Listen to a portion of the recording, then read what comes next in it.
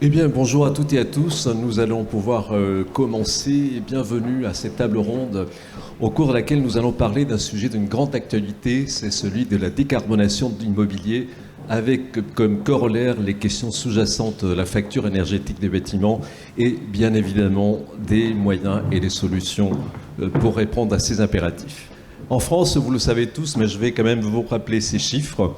Le secteur du bâtiment représente 44% de la consommation énergétique et près de 25% des émissions de gaz à effet de serre. Alors l'actualité structurante du secteur, vous la connaissez en très grande partie. C'est pour beaucoup la mise en œuvre depuis le 1er janvier cette année de la réglementation environnementale 2020, la RE 2020, donc qui succède à la réglementation technique de 2012. C'est aussi, dans l'actualité, c'est aussi la mise en œuvre du décret tertiaire, donc en vigueur depuis 2019, qui oblige tous les propriétaires de bâtiments tertiaires de plus de 1000 m² à réduire leur consommation énergétique de 40% en 2030, de 50% en 2040 et 60% en 2050. C'est bon, je ne me suis pas trompé parce que j'inverse souvent les chiffres, c'est un petit peu... Voilà. Alors, tout cela en prenant comme base les consommations de 2010. À ce cadre déjà connu et intégré par tous les acteurs de l'écosystème, sont venus se greffer des événements plus inattendus qui ont changé radicalement la donne et qui font naître de nouvelles priorités stratégiques. Alors je veux parler bien sûr de la crise de l'énergie qui a commencé l'été dernier, et cette crise a été très fortement accentuée et aggravée par la guerre en Ukraine, ça vous le savez également. Une telle situation entraîne une flambée des prix de l'énergie qui ne ferait que commencer, espérons que ça n'ira pas trop loin, et qui transforme ces éléments de contexte en sujet d'actualité absolument brûlant. Alors un tel contexte nous oblige collectivement à trouver et à mettre en œuvre rapidement des réponses énergétiques qui devront être autant que possible locales, souveraines et renouvelables, chaque mot ayant son importance. Alors pour éclairer ce sujet sous différents angles, j'ai la chance d'avoir à côté de moi un panel paritaire, je le signale, et j'en suis ravi, un panel d'experts. Donc j'aurai le plaisir de vous présenter Flora Maigret, donc, qui est la responsable Europe de l'immobilier chez Schneider Electric.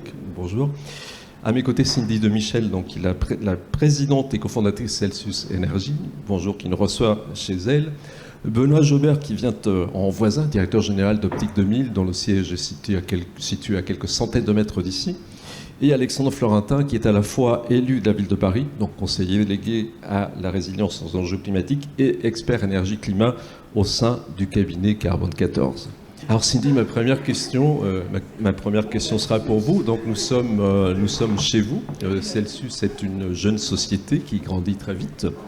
Donc vous avez démarré en 2019 et vous avez déjà quelques 80 personnes. Vous avez de nombreux projets en cours sur les technologies qui utilisent la géoénergie. Alors deux questions en une pour commencer. Quelle est la différence entre géoénergie et géothermie, un terme un peu plus connu, et comment est né Celsius aussi, bien sûr? Donc, très bonne question. Quelle est la différence entre géoénergie et géothermie? Alors, géothermie, c'est un terme qui regroupe plein de choses très différentes. C'est la chaleur du sous-sol, donc cette énergie du sous-sol. Et dans géothermie, on peut parler de forages qui vont aller jusqu'à 5000 mètres, 1800 mètres, 600 mètres. Il y a différents types. Et c'est vrai que c'est un choix de plusieurs acteurs en fait de ce milieu, de cette géoénergie, donc de cette géothermie de surface, c'est un autre terme, de se distinguer un petit peu et pour donner voilà une autre envergure à cette géothermie qu'on appelle souvent la géothermie de surface, de très basse énergie, de minime importance. Et en fait, on est plusieurs à se dire, en fait, elle n'est pas de minime importance, cette géothermie, elle est de maximum importance. Elle permet de chauffer, de refroidir les bâtiments en allant voilà, dans les 200 premiers mètres de la couche terrestre. Donc, c'est de l'acupuncture qu'on fait dans la couche terrestre. Et elle permet donc voilà, de chauffer, de refroidir. Et en l'occurrence, ce que nous, on fait ici, ce qui vous a été présenté, c'est un circuit fermé. Donc, il n'y a aucune... On n'extrait pas de matière, on ne réinjecte pas de matière dans cette terre sur laquelle, cette batterie de calories sur laquelle tous nos bâtiments reposent. Alors, j'avais retenu que vous me disiez que vos collègues de Schlumberger parlaient de jardinage parce que c'est des tout petits forages par rapport aux gros forages pétroliers. Tout à fait. Et donc ça, c'est la deuxième partie, c'est quelle est l'histoire de Celsius. Donc l'histoire de Celsius, c'est l'histoire de, voilà, de 3 cofondateurs, donc moi-même, l'homme à la casquette, Sylvain, qui est derrière, qui a guidé un des groupes, et de Mathieu, qui va arriver peut-être, mais qui a eu un souci de trajet, voilà, professionnel, mais qui arrivera. Et donc ces 3 ingénieurs donc de Schlumberger, experts dans leur domaine et très conscients de toute la richesse industrielle, d'état d'esprit qu'on pouvait avoir dans cette entreprise, et on s'est dit, voilà, en 2017-2018, qu'est-ce qu'on peut réutiliser dans Schlumberger pour servir un monde bas carbone. Et c'est là où, justement, on a mis en route, on a convaincu en interne, et notamment avec Olivier Perret, qui est là, qui est le président de Schlumberger France, qui a été un de nos premiers sponsors, et qui nous a ouvert les portes jusqu'au moment où on allait pitcher devant le CEO de Schlumberger. C'était en décembre 2018. On était 3 à avoir notre job et à faire ça en soir et week-end. Et puis depuis, en effet, on a construit ce démonstrateur, on a fait grandir cette équipe avec des experts internes de Schlumberger, réutilisation des compétences, et externes avec donc toutes ces compétences du monde du bâtiment dont on avait besoin. Et donc pour faire émerger cette solution et la mission de Celsius, c'est de décarboner les usages de nos bâtiments, et notamment le chauffage et la clim. On parlait de 25% des émissions carbone. Le rafraîchissement, en fait, va tripler. Les besoins de rafraîchissement vont tripler d'ici 2050. C'est pas moi qui le dis, ce sont les études notamment de l'IEA. Et il va falloir faire du froid, il va falloir faire du froid renouvelable. La semaine dernière, il faisait 40. On était en train, je ne sais pas si vous avez vu ces vidéos circuler, où en fait on balance de l'eau sur les échangeurs de toit, parce que comment on fait de la clim aujourd'hui, on prend l'air chaud du bâtiment puis on la rejette dans la rue. Pas grave, c'est pas chez nous la rue, donc on aggrave les îlots de chaleur. Donc on peut faire des îlots de fraîcheur, mais on peut aussi, en plus, éviter d'aggraver ces îlots de chaleur. Et donc voilà, la semaine dernière, des gens arrosaient leur toit d'aérotherme pour faire en sorte que ça continue de marcher. Et ça va s'aggraver. Et nous, on fait quoi? On prend la chaleur du bâtiment et on la remet dans la batterie, et on pourra la réutiliser quand on en aura besoin.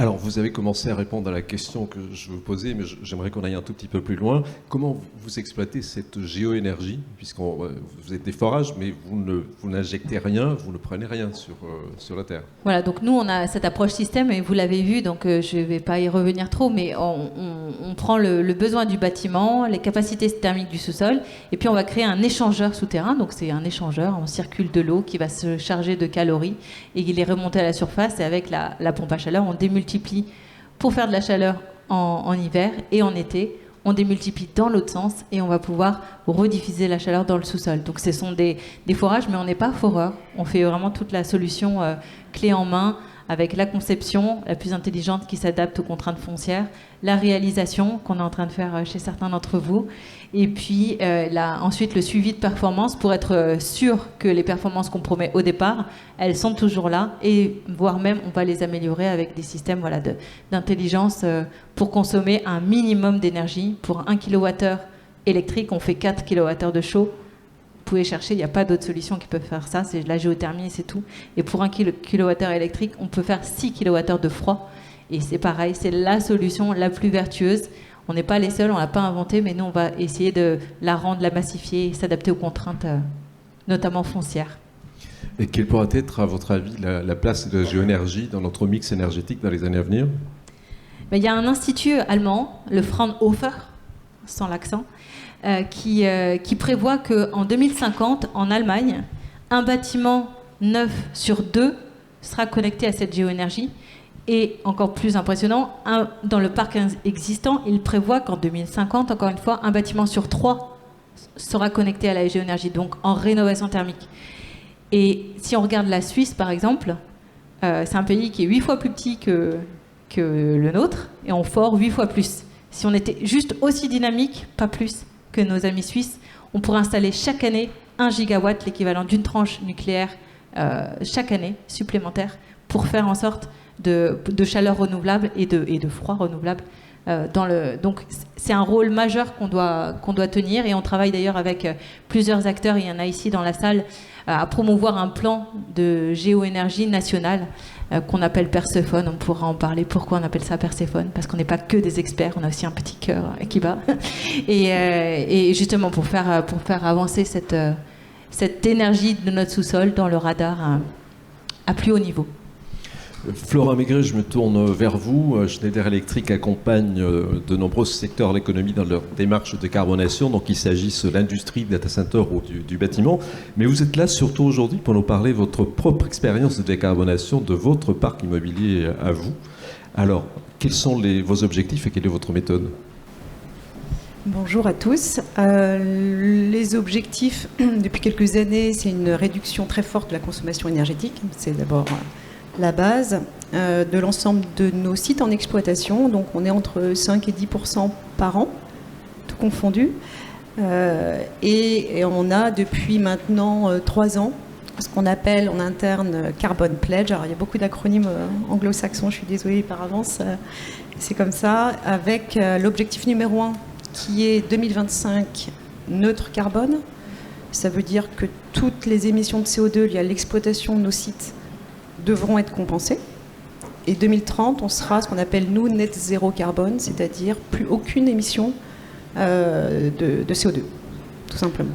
Vous êtes bien au-delà du décret tertiaire, du Fit for 55 et de toutes les obligations légales. Alors, est-ce que ce côté cordonnier bien chaussé vient d'une volonté d'expérimenter de votre part ? Est-ce que ces objectifs RSE qui sont très, très appropriés fortement par l'ensemble du personnel ? Oui, alors c'est les deux. On est une société industrielle, à culture industrielle, donc on a des méthodes fortes, c'est-à-dire que quand on a un engagement de la société, l'ensemble de la société se met en branle et en ordre de marche pour y arriver. Donc vous me parliez de méthode, on a déjà, il y a 3 ans, décidé, nous, au niveau de l'immobilier, de ne plus prendre à bail de bâtiments autres que ce qu'on appelle net zéro, c'est-à-dire 100% électrique, des contrats d'énergie verte et puis une mesure, bon ça c'est l'installation de nos équipements à nous, une mesure de la consommation énergétique assez fine sur l'ensemble des espaces qu'on occupe. Alors oui, on a systématiquement sur tous les sites que l'on exploite, qu'ils soient en propriété ou en location, l'utilisation de nos solutions Schneider, que ce soit évidemment du matériel que vous connaissez certainement, matériel électrique, de distribution d'électricité, de sécurisation, mais aussi les solutions logicielles et maintenant de plus en plus ce qu'on appelle IoT, Internet of Things.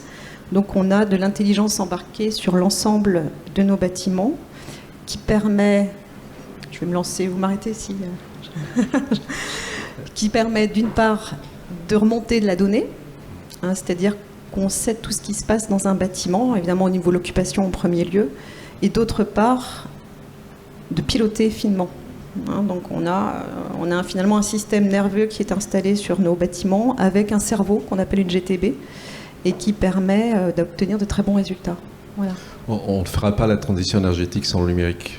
Je crois qu'il faut se le dire. Après, il faut expliquer ça plus précisément, mais c'est un responsable de collectivité qui me disait ça, qui avait une réflexion très avancée sur le sujet, et j'ai trouvé très fort que ça vienne de sa part. À propos de collectivité, Alexandre Florentin, je me tourne vers vous. Je rappelle donc que vous êtes à la fois élu à la ville de Paris et également consultant expert sur ces sujets-là. Les villes comme Paris possèdent des patrimoines immobiliers souvent très très importants. Connaissez-vous l'état du parc en termes de performance énergétique ? Merci. Il est mauvais.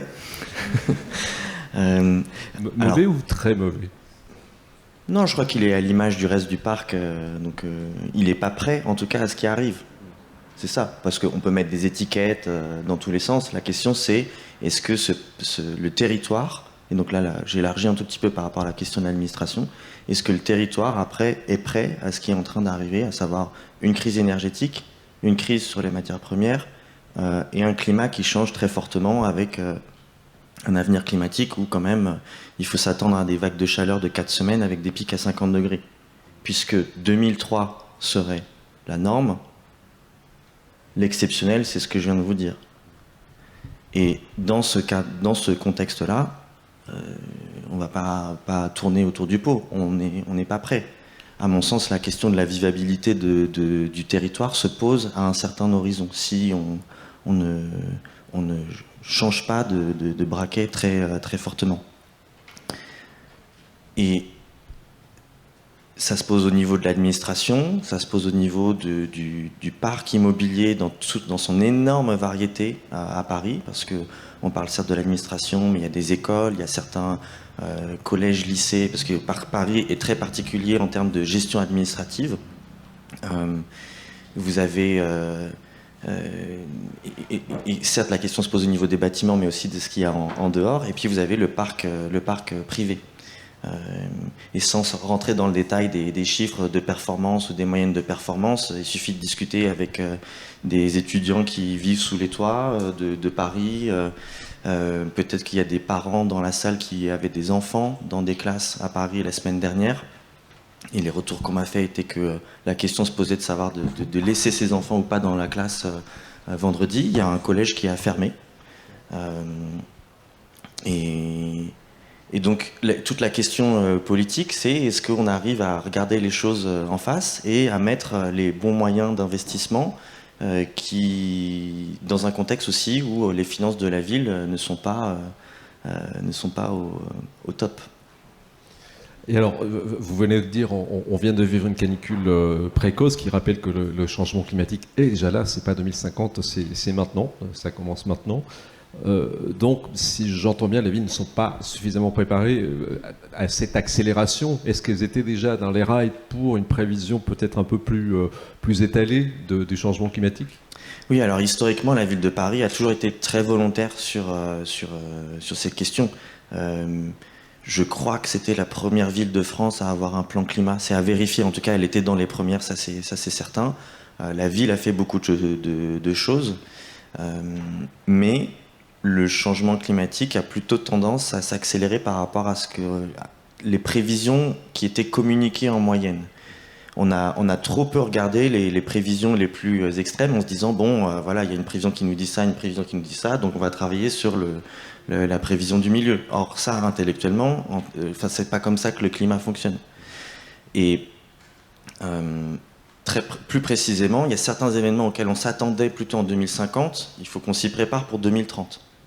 20 ans de moins en termes de changement sur un parc de bâtiments, il y a une vraie différence. Donc je suis désolé, mais je dois vous contredire sur la question du numérique. Je pense que on va avoir des problèmes que le numérique ne saura pas gérer. Le numérique ne fera pas tout, mais il pourra aider un petit peu, peut-être. Peut-être dans certaines mesures. Mais je ne sais pas, si vous avez déjà mis un téléphone en plein soleil, il s'éteint au bout d'un moment. Ouais. Voilà. Oui, non, je ne suis pas pour le solutionnisme technologique, mais c'est vrai qu'il faut... on a besoin de la donnée, donc la donnée, il faut la capter, il faut la traiter, et pour cela, certains dispositifs numériques peuvent aider. Je me tournais vers Benoît Jobert, donc je disais que vous veniez en voisin. Je voulais savoir comment se pose la question de la décarbonation du parc immobilier pour une entreprise comme Optique 2000. Quel est le périmètre et quels sont vos objectifs ? Alors nous, on n'a pas la taille de mes voisins. On a un siège à Clamart, une parcelle de 15 000 m² avec 11 000 m² de bureaux. Et en fait, la clé de tout ça, c'est d'avoir cherché quelques années avant d'en arriver là où on est aujourd'hui. Et j'ai ici une équipe composée de Florence et Arnaud qui ont beaucoup cherché à regarder comment décarboner notre immobilier. Ça a commencé par du relamping, c'est passé par du renouvellement de fenêtres, je crois qu'on a changé plus de 400 fenêtres. On s'est posé la question du solaire, parce que c'est une alternative aussi. Et puis on est à Clamart, l'avantage c'est que les gens se parlent et communiquent, et on a eu le privilège de venir visiter ce site en novembre 2021. La réflexion n'a pas duré longtemps, puisque j'ai tout de suite compris, je ne suis pas le seul, nous avons tout de suite compris l'intérêt majeur de cette technologie. On a soumis ça à un conseil d'administration, nous sommes une coopérative, donc notre coopérative elle est composée d'opticiens qui ne sont pas à Clamart, mais qui ont compris que la RSE en général, et donc la partie environnementale est clé, et qui ont tout de suite été sensibles à quelques estimations de business plan qu'on leur a faites et un projet complet qui a été présenté très rapidement, de façon très réactive, par les équipes de Celsius. Et la décision qu'on a prise, on l'a prise en février-mars 2022. Donc, anticipation et réactivité ont été les clés, avec sur le fond une très forte conscience de notre entreprise, qu'on veut faire notre part sur le rôle qu'on a à jouer dans ce domaine. Et on est un peu surpris d'être parmi les premiers. On en est très fiers, mais on est un petit peu surpris aussi. Vous pourrez nous rappeler quelques données sur votre siège, la superficie de bâtiment? Est-ce que c'est On a 11 000 m² de bureaux. Et ces 11 000 m² nous ont permis, par l'adoption de cette technique, on va réduire de 70% notre empreinte carbone. Donc on va quand même drastiquement réduire la façon dont on traite le climat. En termes d'énergie, on va économiser 40% d'énergie.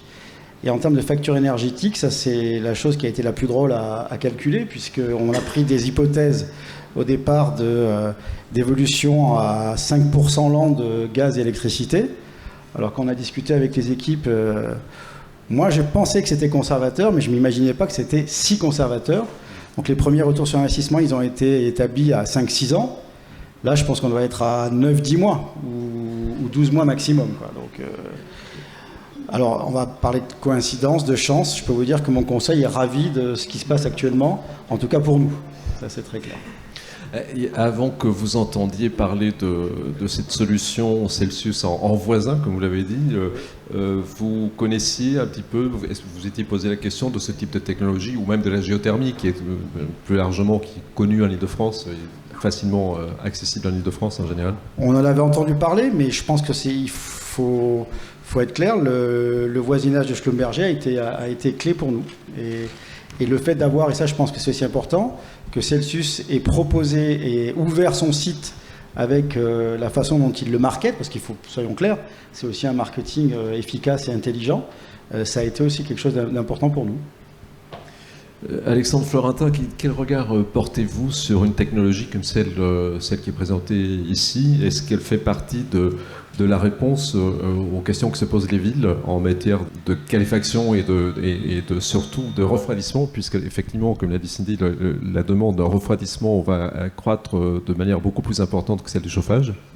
Oui, je confirme ce point de vue, c'est-à-dire que toutes les études que j'ai pu lire, même si on utilise des moyens passifs, végétalisation, changement de couleur, etc., il y aura un besoin de froid. Donc ça, faut l'anticiper. Pour une ville comme Paris, on a un petit problème supplémentaire, un élément de contexte quand même à avoir en tête, c'est qu'on a quand même plutôt un gruyère en partie sous la ville. Mais tout à l'heure, je vous ai dressé un portrait assez, je ne sais pas si je dois dire réaliste ou alarmiste. En tout cas, voilà, vous ne l'avez peut-être pas entendu souvent, ça, canicule de 4 semaines avec un pic à 50 degrés. Je pars du principe qu'on ne pourra pas garder la société dans son fonctionnement dans cet environnement-là. Et que donc, il va se poser la question de qu'est-ce qu'on veut préserver. Et c'est beaucoup plus une question de résilience qui va se poser aussi. Et par exemple, moi, quand j'ai visité ce site il y a 2 ans à peu près, quand il y avait encore juste D'ailleurs, j'étais impressionné par la taille du chantier. En fait, c'était juste un gros préfabriqué. Ça faisait pas beaucoup de bruit. Il y a peut-être un exemple juste à côté moi, j'étais impressionné par ça. Et ensuite, j'ai tout de suite pensé aux hôpitaux. Parce que s'il y a bien quelque chose que j'aimerais bien qu'on conserve en termes de bon fonctionnement pendant des canicules, ce sont les hôpitaux. En interviewant en fait, des responsables d'un hôpital dans le 13e arrondissement, ils me disaient que en fait, leur climatisation, elle peut fonctionner jusqu'à 42-43 degrés à l'extérieur. Et c'est d'ailleurs pour ça, en fait, il y a une température limite sur les systèmes de clim. C'est pour ça qu'on est obligé de les refroidir avec de l'eau à l'heure actuelle. Donc quand je vois ce genre de solution, je me dis oui, il y a un avenir, y compris dans une ville comme Paris, et pas seulement pour des questions de c'est plus intéressant en termes de quasiment tous les critères. Enfin, la solution, elle est assez incroyable de ce point de vue-là. C'est aussi qu'elle permet d'être résiliente si on a des problèmes sur le réseau électrique, par exemple. Ça, c'est important de se le dire. Enfin, pour moi, c'est un argument qui est clé dans la prise de décision. Cindy, Alexandre a dit le sous-sol parisien est un gruyère, donc c'est peut-être un peu difficile de déployer partout ce type de technologie. Mais quelles sont justement les contraintes d'installation et quelle est la réplicabilité géographique de votre technologie? Est-ce qu'on peut l'exploiter partout en France? Est-ce qu'on peut l'exploiter partout dans le monde? Alors, je vais rebondir sur la partie que tu as mentionnée de résilience et d'adaptation. Et c'est clair que, voilà, on a dit, hein, c'est la batterie, donc on prend les calories, on les remet. Et pour la partie gruyère, en fait, il y a 95% du territoire français se prête à cette géoénergie, d'une façon ou d'une autre. Il y a une étude qui a été faite par nos amis du BRGM qui sont dans la salle qui est juste devant moi, et qui a été présentée d'ailleurs au Monde de l'immobilier la semaine dernière, qui montre sur la métropole du Grand Paris. En fait, cette étude a été faite par le BRGM, par l'ADEME, à l'initiative de la métropole du Grand Paris, et qui montre que 58% du chauffage de ces bâtiments pourrait être couvert par cette énergie. 58%. C'est énorme. Et du chauffage et du froid, absolument. N'oublions pas le froid. Merci. Oui, Exactement. Et donc, à l'échelle du territoire, on peut imaginer à quel point cette énergie, en fait, pourrait participer. Maintenant, sur l'exemple de Paris, qui est un gruyère, oui, on a tous cette idée, oui, il y a des carrières, il y a des métros, etc. Et au final, quand on regarde au cas par cas, c'est pas si rouge que ça. Il y a quand même beaucoup d'endroits où on peut le faire, et on peut le faire de différentes façons. Comme ça, on peut aller puiser dans une nappe, on peut aller faire différentes choses. Donc c'est finalement assez disponible.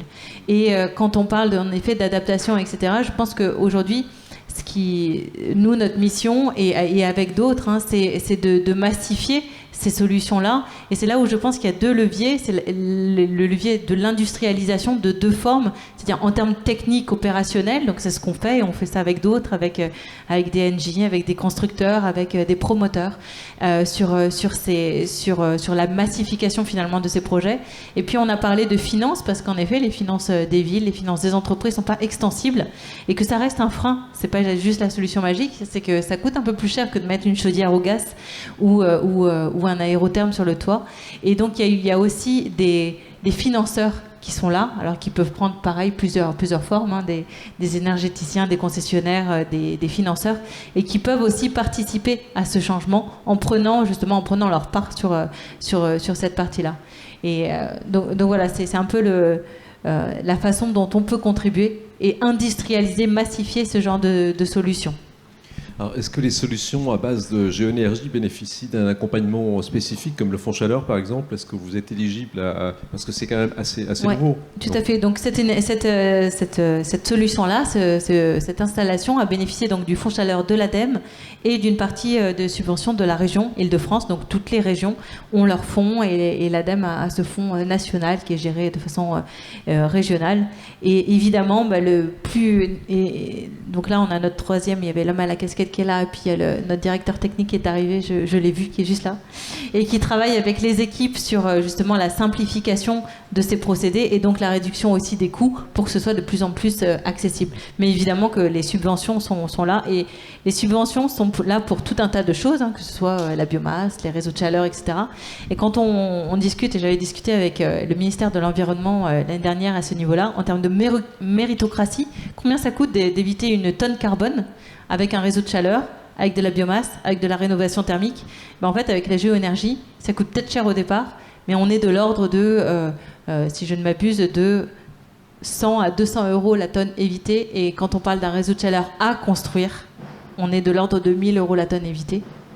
Et quand on parle de rénovation thermique, on est de l'ordre de 500 à 1000, 1500 €, tout dépend de...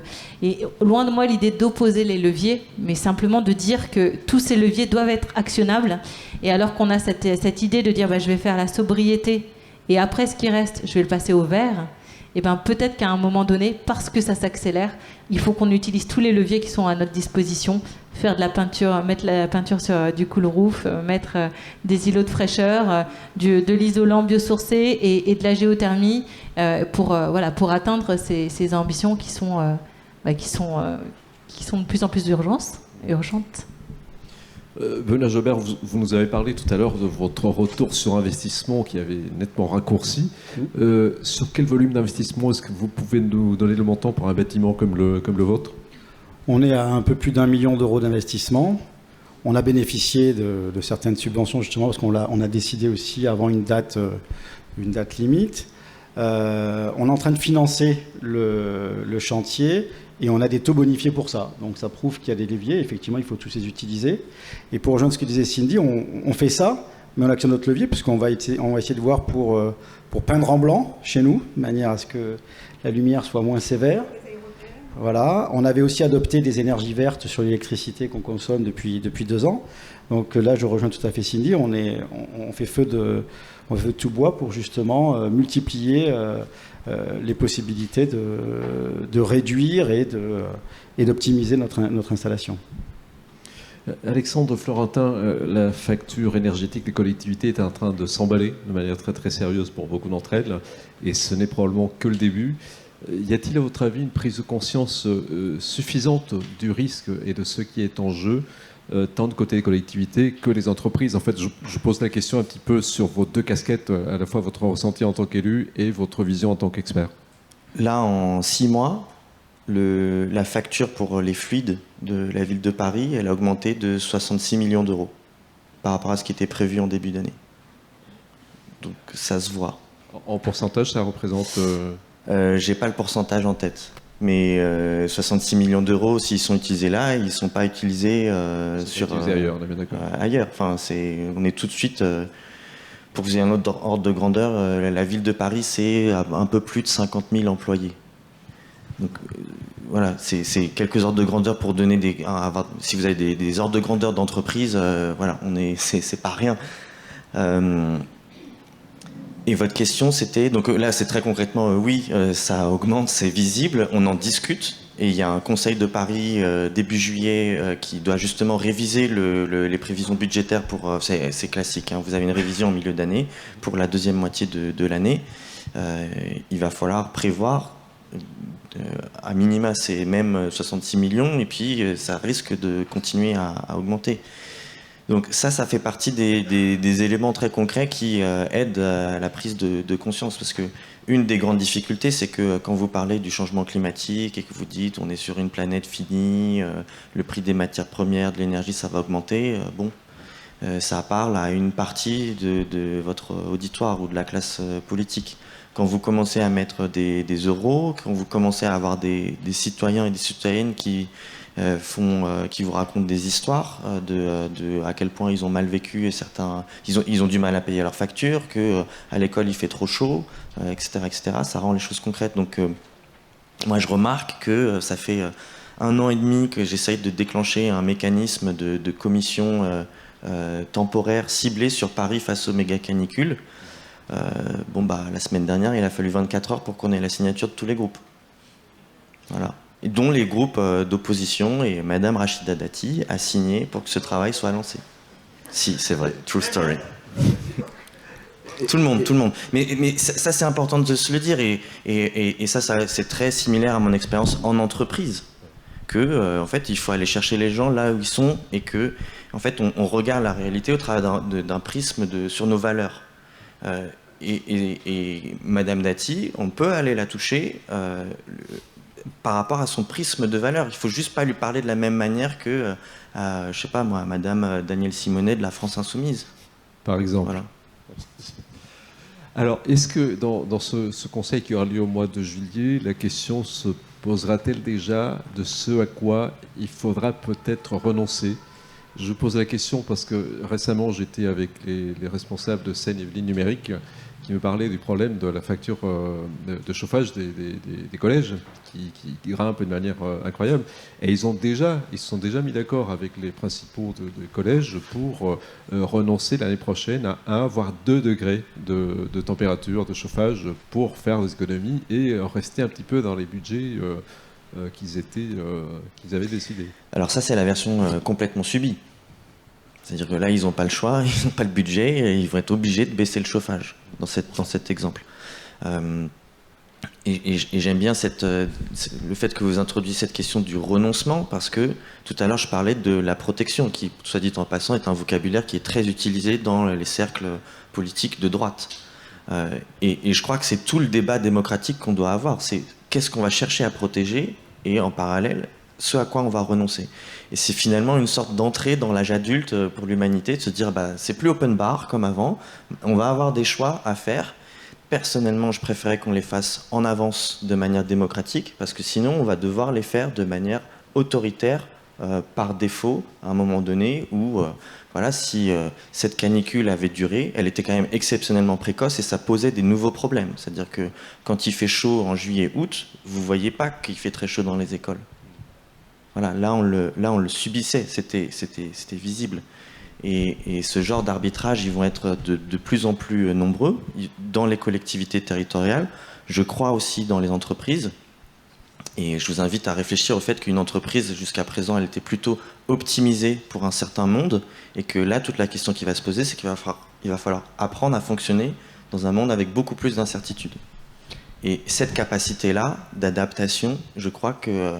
elle doit être cultivée et au niveau des entreprises et à un niveau beaucoup plus large sociétal. Et quand on a une solution comme ça qui coche toutes les cases, on se dit au moins ça, on gagne en résilience pour la suite. Et c'est là-dessus que je voulais rebondir, parce que tout à l'heure on parlait de ça aussi. C'est on a parlé d'effacement quand on a vu on n'aura plus le gaz russe, qu'est-ce qu'on va effacer l'hiver prochain, et puis il y a plusieurs scénarios qui étaient sur la table. Et en fait, ce que ce genre cette énergie, et on ne parle pas que de Celsius Énergie, on parle de la géoénergie en particulier, ce que ça permet, c'est d'utiliser cette batterie. Et donc d'avoir cette énergie qui est pilotable. Il y en a d'autres, mais celle-ci, elle vient se rajouter. Et donc ça permet aussi d'absorber certains chocs et de permettre une certaine flexibilité. Et donc...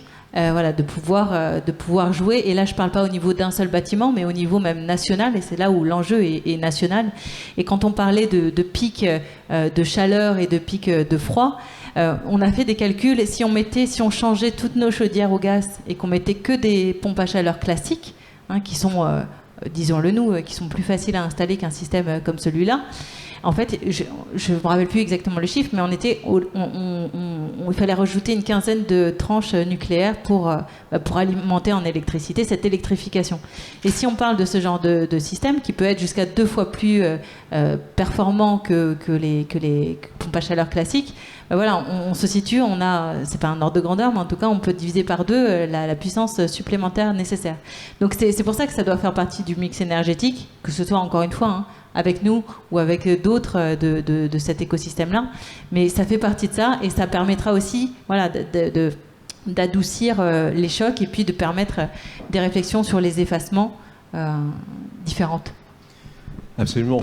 Flora Maigret, je me tourne vers vous. Dans la palette de solutions, vous avez posé un sacré jalon avec le bâtiment qui est le nouveau siège de la direction de l'innovation de Schneider Electric, qui est un bâtiment de 25 000 m² qui se trouve à Grenoble, qui s'appelle Intensity, et sur lequel vous êtes fixé un objectif de limiter la consommation à seulement 37 kW par mètre carré par an, alors que la moyenne européenne est de 330 kW par mètre carré par an.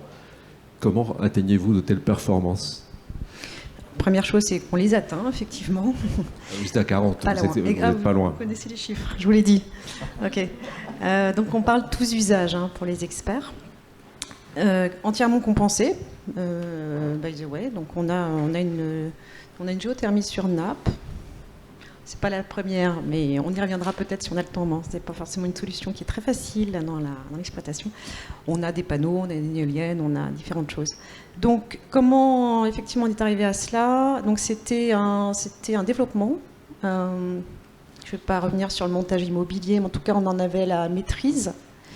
Et donc dès l'origine, dès la conception, on a utilisé une maquette BIM avec la simulation énergétique. Vous êtes parti de zéro, donc ça c'est important, donc feuille blanche. En stade dit APS, encore une fois pour les connaisseurs. Donc ça veut dire qu'on orientait nos choix de conception en fonction du résultat, de la performance énergétique du bâti. Donc là, j'aime bien comparer avec un corps humain, donc on parle du squelette et de l'enveloppe. Et en parallèle, et surtout en aval, effectivement, on a travaillé sur la la connexion, le connecté, donc l'intelligence embarquée dans ce bâtiment et la faculté de le piloter en fonction des circonstances, que ce soit climatiques extérieures ou d'occupation. Et nous avons maillé assez finement, c'est-à-dire qu'on sait ce qui se passe dans ce bâtiment sur des zones de 50 mètres carrés, sur 26 000. Donc ça veut dire un investissement lourd, c'est vrai. Donc on est en capacité de dire, oui, alors cet espace, on sait aujourd'hui que cette salle de réunion n'est pas réservée, ça c'est une autre donnée, mais on sait que cet espace, ça fait 2 heures que personne n'est passé dedans. Donc on a différents modes, donc on en a 5 ou 6, mais on le met en repos énergétique. On décide de chanter les systèmes de ventilation, les systèmes de ça. Un autre exemple, évidemment, plus classique, en fonction de l'apport lumineux extérieur, on a des stores qui vont se baisser automatiquement, y compris le week-end. Et on a même des prévisions climatiques qui viennent enrichir la donnée. Et donc le week-end, si on sait le dimanche soir qu'il va faire très froid le lendemain, on peut peut-être déjà, avec l'inertie du bâtiment, commencer à chauffer, par exemple. Voilà. Et puis c'était vraiment le driver du projet. La performance énergétique est devenue contractuelle. Donc ça, c'est encore un autre outil, très immobilier.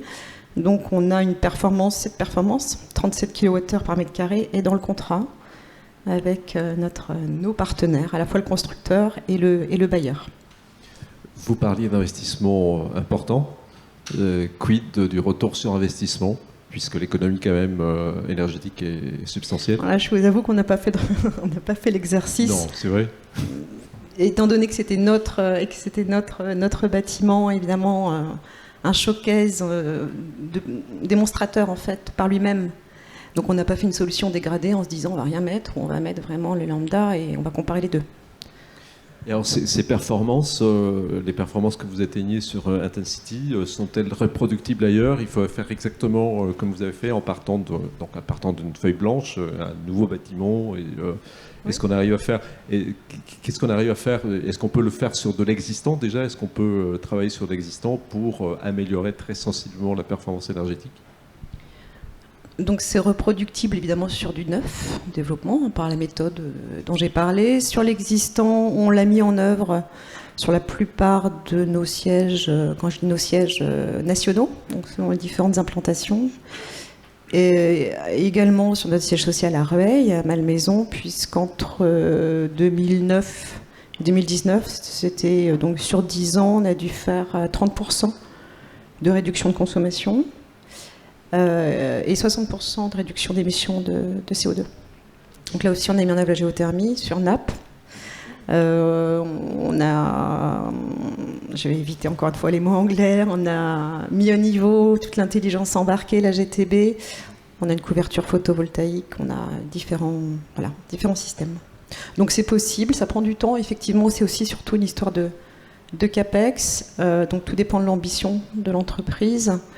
Il se trouve que pour Schneider, désormais, là, depuis le début de l'année, on a un nouveau plan qui va se déployer, qui consiste à vraiment transformer, basculer l'ensemble du portefeuille Europe sur donc, du décarboné. Donc, je vous l'ai dit tout à l'heure, on se donne comme horizon 2030. Ça fait déjà 2-3 ans qu'on a commencé sur les bâtiments nouveaux dans lesquels on entre, en tout cas. Là, on poursuit sur l'existant. Donc, ça veut dire en Europe... à peu près 300 sites et la nécessité, malheureusement, on va prendre des risques, c'est-à-dire qu'on ne va pas pouvoir prendre 2 ans de recul pour voir si telle solution fonctionne. Donc il va falloir beaucoup travailler en amont, réduire les risques et ensuite déployer des solutions sur une échelle assez large, assez importante. Est-ce que ces expériences sur votre propre parc immobilier, que ce soit à Rueil ou à Grenoble, ont aidé Schneider Electric à mettre en place des solutions que vous commercialisez maintenant, donc les solutions sur étagère ou pas, donc que vous êtes amené à mettre sur le marché? Non, pas vraiment. En fait, la conscience, ça fait 15 ans que la stratégie est claire pour Schneider, donc c'est vraiment la gestion de l'énergie. Dans tous les sens du terme, c'est l'optimisation mais aussi la sécurisation, Évidemment, on parle de résilience maintenant, et donc il y a des solutions plutôt plutôt software qui sont intégrées à l'entreprise. Donc on réalise beaucoup d'acquisitions de start-up. Et ce qui est intéressant désormais, c'est qu'on a les 3 briques, on va dire, qui sont couvertes, c'est-à-dire la conception. Donc on a intégré des sociétés qui réalisent de l'optimisation d'architecture électrique en conception. On a, je ne vais pas toutes vous les citer, au niveau de la construction, donc un BIM, je vais l'appeler en 5 dimensions. Donc on a les 3 dimensions physiques, la dimension économique. Donc une maquette BIM, on peut dire voilà, à construire ça va coûter tant. Et la 5e va beaucoup vous plaire, c'est donc le poids carbone. Donc le carbone embarqué dans cette construction avec ces matériaux, avec cette technologie d'assemblage, hein, cette constructif, donne tant. Yeah. Et ensuite, le 3e dimension, c'est l'exploitation. Donc là, c'est beaucoup plus classique pour Schneider, puisque ça fait 20 ans qu'on a des solutions et de GTB et de suites de logiciels qui permettent de piloter finement l'exploitation jusqu'à toute la durée de vie du bâtiment. Bien. Merci. Je vois que le temps tourne. Je vais prendre une dernière question pour Cindy, en l'occurrence, et puis on verra si on pourra répondre à vos questions. On voit que le contexte actuel, crise de l'énergie, accélération du changement climatique, incertitude géopolitique, rend l'environnement de plus en plus réceptif aux solutions nouvelles et à tout ce qui est énergie renouvelable. Est-ce que vous le ressentez déjà depuis on va dire, 3-4 mois, début de la guerre en Ukraine, qui a accentué la crise énergétique? Est-ce qu'il y a un impact pour vous déjà? Je vais donner 2 exemples. Déjà, je vais donner l'exemple de Schlumberger, qui avait un bâtiment rénové à la géoénergie. On est en train d'en attaquer un 2e, et puis un 3e, alors plutôt au Royaume-Uni, et une base opérationnelle par ailleurs. Donc ça, c'est des entreprises, voilà, et il y en a d'autres avec lesquelles on travaille. On a une réalisation, 2 réalisations, et on les enchaîne. Et on a également beaucoup été appelés en fait par on le parlait, des collectivités, hein, des mairies, certains qui paniquent un petit peu quand elles voient la facture de gaz et qu'elles l'anticipent pour la prochaine fois, les logements sociaux évidemment. Comment on garantit que les gens vont pouvoir payer une facture qui a été multipliée par 2, par 3, surtout dans les populations pour lesquels il faut garantir une stabilité de la facture énergétique et puis la mettre au plus bas possible. Donc c'est des vrais enjeux, oui, on le voit. Nous, on va se le dire, nous sommes des industriels, nous débarquons dans le monde de l'immobilier et dans le temps de l'immobilier aussi.